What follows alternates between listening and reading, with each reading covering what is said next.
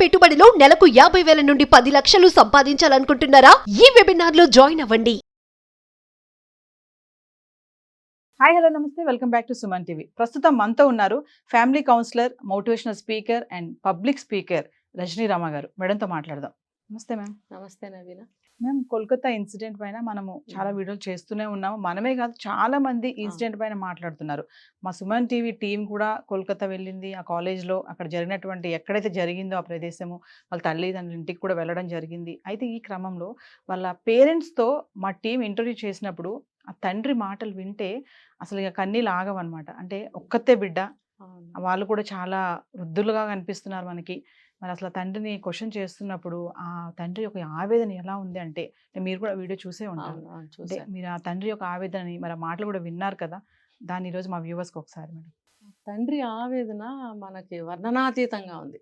ఇప్పుడు 10-15 రోజులు అయిపోయినా కూడా ఇప్పుడు జరిగినంత పచ్చిగా ఉంది ఆయన బాధ. అసలు ఆ బాధని ఎవరు తీర్చలేం. మన ఇంటర్వ్యూలని అదని ఇదని మనం వెళ్తున్నాం, కానీ ఆయన్ని మరొకసారి మనం బాధ పెట్టిన వాళ్ళమే అవుతున్నాము. అయితే ఆయన బాధ చాలా వర్ణనాతీతంగా ఉంది. ఆయన ఒక టైలరింగ్ పని చేసి టైలరింగ్ పని చేసి అంటే ఎన్ని బట్టలు కుడితే ఎన్ని వేలు ఎన్ని లక్షలు వస్తాయి.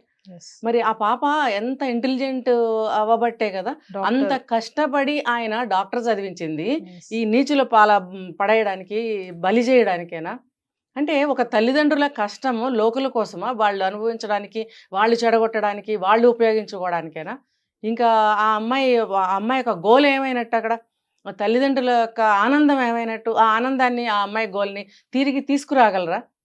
పోనీ కాంపన్సేషన్ ఇస్తామని అంటున్నారు. ఎంత ఇస్తారు? ఏమి ఇస్తారు? ఒక జీవితానికి వెలకట్టగలరా? ఎంత కాంపన్సేషన్ ఇస్తారు? దేశమంతా కూడి ఇచ్చినా కూడా ఆ బిడ్డను తీసుకురాగలరా? ఏకైక బిడ్డ, ఒకటే ఒక్క బిడ్డ, ఇంకా మగపిల్లలు కానీ ఇంకో ఆడపిల్లలు కానీ లేనే లేరు. ఇప్పుడు వాళ్ళు ఎంత బాధ, ఆ లోటు తీరుతుందా అసలు? ఆ తల్లిదండ్రులు ఎంత ఆవేదన పడుతున్నారు? వాళ్ళు ఏం తింటున్నారు, ఎలా బ్రతుకుతున్నారు, వాళ్ళు లేచిన దగ్గర నుంచి పడుకునే వరకు అసలు నిద్ర పడుతుందా వాళ్ళకి? ఎంత బాధపడుతున్నారు? ఆ ఆవేదన వీళ్ళు తీర్చగలరా? ఎంత డబ్బు ఇస్తారు? తర్వాత ఆయన ఎంత కష్టపడ్డాడు, ప్రతి ఒక్క బట్ట కుట్టి ప్రతి ఒక్క పైసాని ఆ అమ్మాయి చదువుకి వినియోగించాడు ఆయన. వీళ్ళు ఇలా చేయడానికా? ఎంత ఘోరం, ఎంత నీచమైన పనికి ఒడిగెట్టారు వీళ్ళు.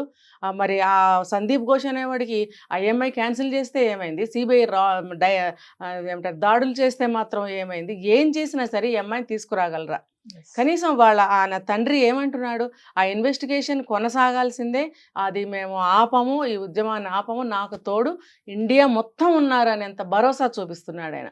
చూపిస్తున్నప్పుడు మన మిగతా ప్రజలు కూడా అంతే ఆయనకి సపోర్ట్ ఇవ్వాలనేది నాకు కూడా అనిపిస్తుంది. ఇవ్వాల్సిందే. అది ఆయన న్యాయం కావాలి అని ఆయన దుఃఖంతో, బాధతో గొంతు పూడుకుపోయి ఏడుస్తుంటే మనలాంటి మానవత్వం ఉన్న ప్రతి మనిషికి గుండె కదిలి ముద్ద సహిస్తుందా అండి? తినే ముద్ద మింగుడు పడుతుందా? అసలు నిద్ర పడుతుందా? పడుకుంటేనో, కూర్చుంటేనో, ఎవరితోన్నా మాట్లాడితేనో అవే మాటలు మనకి చెవుల్లో రింగ్ అవుతున్నాయే, అవే మనసులో గుర్తుకొస్తున్నాయే. ఆ నీచులకి ఎంతైనా పశ్చాత్తాపం ఉందా? ఒకడు కాకపోతే ఒకడైనా ఈ తప్పు ఇలా జరిగింది, ఈ నేరం ఇలా జరిగింది, ఇంతమంది ఉన్నారు ఇందులో అని ఒక్కడైనా లీక్ చేస్తే ఎంత బాగుంటుందని నాకు అనిపిస్తుంది. మరొక విషయం మేడం, మరి మీ అమ్మాయికి డైరీ రాసుకునే అలవాటు ఉందా? డైరీ కూడా వాళ్ళు CBI వాళ్ళు తీసుకున్నారు కదా ఇన్వెస్టిగేషన్ క్రమంలో అని చెప్పారు. మళ్ళీ ఇంకోటి ఏంటంటే, మా అమ్మాయికి మ్యారేజ్ కూడా ఫిక్స్ చేసామని కూడా చెప్పారు మేడం. తండ్రి ఎంత బాధపడుతూ మాటలు అంటే, గోల్డ్ మెడల్ సాధించాలి నేను ఎట్లయినా సరే డాక్టరేట్లో అనేసి అమ్మాయి చెప్పిందంట, కళ అంట అమ్మాయికి. మరి బోర్డు కూడా పెట్టించుకున్నారు వాళ్ళు, మోమితా దేవ్నాథ్ అని చెప్పేసి రెస్పిరేటరీ మెడిసిన్ అని చెప్పి బోర్డు కూడా ఉంది వాళ్ళ ఇంటికి. అసలు అది ఇంకా చెప్పలేమన్నమాట, ఆ బాధ వర్ణించలేము మనం. ఒక తండ్రి బాధ ఎలా ఉంటుంది అనేది. ఇదంతా ఎలా అంటే, గోలు లేనివాడు గోలు ఉన్నోళ్ళని మంచికి కానీ చెడుకు కానీ వాడుకుంటాడు అనేదానికి మరోసారి నిరూపించారు. ఆ గాలి ముండాగడుకులకి, గాలి వేధవులకి, నీచులకి ఏం గోల్ ఉంది? వాళ్ళకి గోల్ ఉన్న అమ్మాయిని ఈ రకంగా చెడు చేసి, ఆ అమ్మాయికి అన్యాయం చేసి బ్రతుకే లేకుండా చేశారు. ఎటువంటి ఆశయంతో, ఎటువంటి గోల్తో ఆ అమ్మాయి ఎంత కష్టపడి 31 సంవత్సరాలు తన జీవితాన్ని వెచ్చించి కష్టపడి లైఫ్ టైం, నా దృష్టిలో లైఫ్ స్పాన్ చాలా తక్కువ కాబట్టి నా దృష్టిలో ఇది ఆమె జీవితకాలం కష్టపడిందని నేను అంటాను. కాదా? జీవితకాలం 30 సంవత్సరాల పాటు మొదటి 5 సంవత్సరాలు తీసేస్తే 25 సంవత్సరాలు, 26 సంవత్సరాల కళ, 26 సంవత్సరాల కష్టం. ఈ విధవులకు తెలుసా? ఆ విలువ తెలుస్తుందా వీళ్ళకి అసలు? గాలితనంగా ఎక్కడన్నా ఉదారంగా డబ్బులొస్తే సిగరెట్లు తాగుదామా, లేపోతే మద్యం సేవిద్దామా అని ఆలోచించే ఇటువంటి నీచుల్ని ప్రయోగించారక్కడ. వాళ్ళకి గోల్ అంటే ఏంటో తెలుసా? జీవితం అంటే ఏంటో తెలుసా? ఒక వాల్యూ అంటే తెలుసా వీళ్ళకి? ఇలాంటి వాళ్ళని ఉపయోగించి బంగారు భవిష్యత్తు, బంగారు కలల కన్నా ఆ అమ్మాయి జీవితాన్ని ఎంత ద ధ్వంసం చేశారు, ఎంత దద్దనాశనం చేశారు. సంజయ్ రాయ్ అనేవాడు వాడికేం తెలీదనుకుందాం. కాసేపు పక్కన పెడదాం. తెలీదని కాదు ఆ ఉద్దేశం. వాడిని పక్కన పెడదాం. అన్నీ తెలిసినా, అన్ని వాల్యూస్ తెలిసినా పెద్ద పెద్ద వాళ్ళేం చేశారండి? ఒక చిన్న ఆడపిల్లనా ఇలా చేసేది? పిచ్చుక మీద బ్రహ్మాస్త్రమా వేసేది? లేకపోతే "నువ్వు మా కాలేజీ నుంచి వెళ్ళిపోమ్మా, నువ్వు వేరే కాలేజీలో చదువుకో" అనండి. మీ అన్యాయాలు, అక్రమాలు, మీ నీచత్వాలు బయట పడతాయని అనుకుంటే ఆ అమ్మాయిని బయటకు పంపించేయండి. నువ్వు ఇలా చేస్తే లేకపోతే నీకు డాక్టర్ సీటు పట్టా ఇవ్వమని చెప్పండి. చిన్న చిన్న బెదిరింపులు చేయండి. ఒకవేళ మీకు అవే ఇంపార్టెంట్ అనుకుంటే. కానీ ఆ అమ్మాయి జీవితాన్ని బలి చేసే హక్కు వాళ్ళకి ఎవరిచ్చారని నేను అడుగుతున్నాను. ఒక ఆడపిల్ల ఆ తల్లిదండ్రులకి తీసుకురాగలరా? పెళ్లి కుదిరింది ఆ అమ్మాయికి. ఆ అబ్బాయి కూడా ఎండీ చేస్తున్నాడు. అసలు ఇప్పుడు ఆ అబ్బాయి కూడా చదవటం లేదంట. ఇప్పుడు కొంతమంది బాగా మనసులోకి తీసుకునే వాళ్ళు ఉంటారు.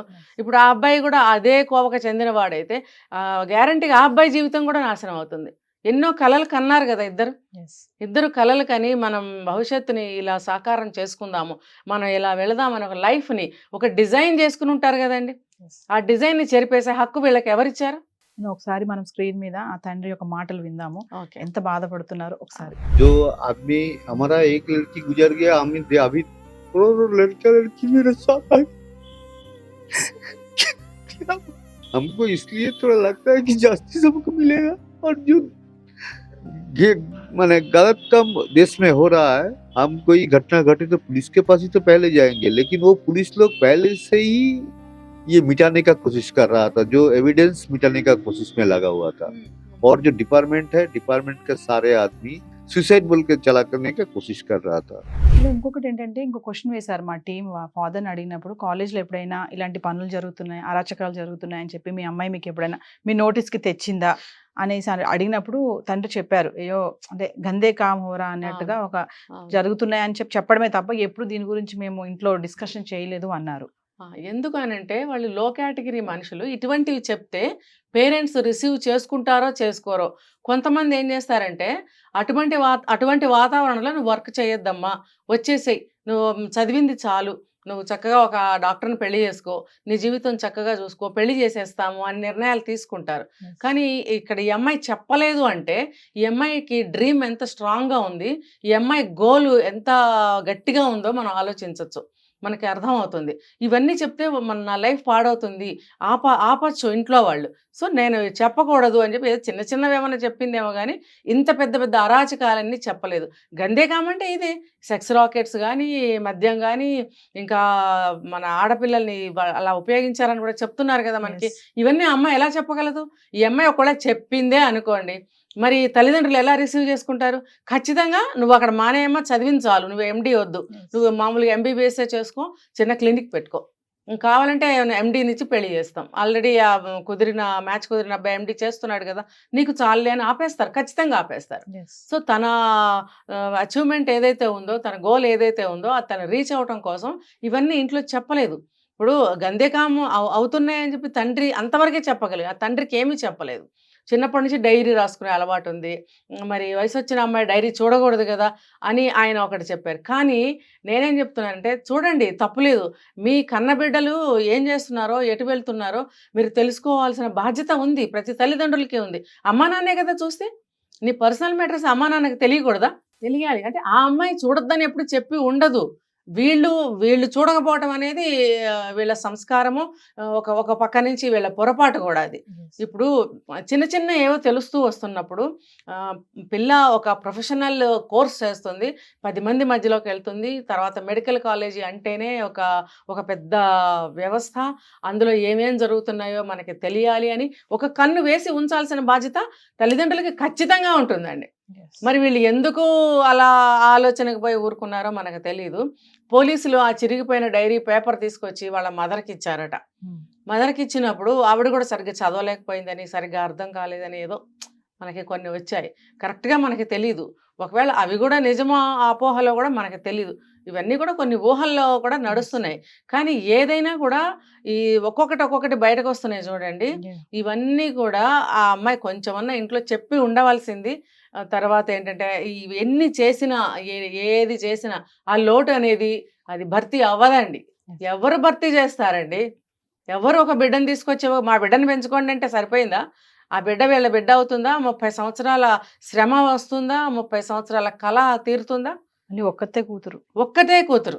ఇంకా వేరే బిడ్డలు కూడా లేరు వాళ్ళకి. ఒకటే ఏకైక సంతానం.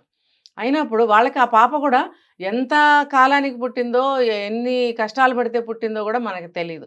మా పేరెంట్స్ కూడా కొంచెం ఏజ్‌లో పెద్దగా అనిపిస్తున్నారు కాబట్టి, ఎంత లేట్‌గా పుట్టిందేమో మరి. ఆ పాప మీద ఎన్ని ఆశలు పెట్టుకుని ఉంటారండి. ఈ దుర్మార్గుల పాల పడేయటానికండి కన్నది. వాళ్ళకి బిడ్డలు లేరా? వాళ్ళ బిడ్డలు ఎవరు కన్ను వేయకూడదు, ఎవరు ఏమి అనకూడదు. వాళ్ళు మాత్రం రాయల్‌గా, గోల్డ్‌గా బతకాలి.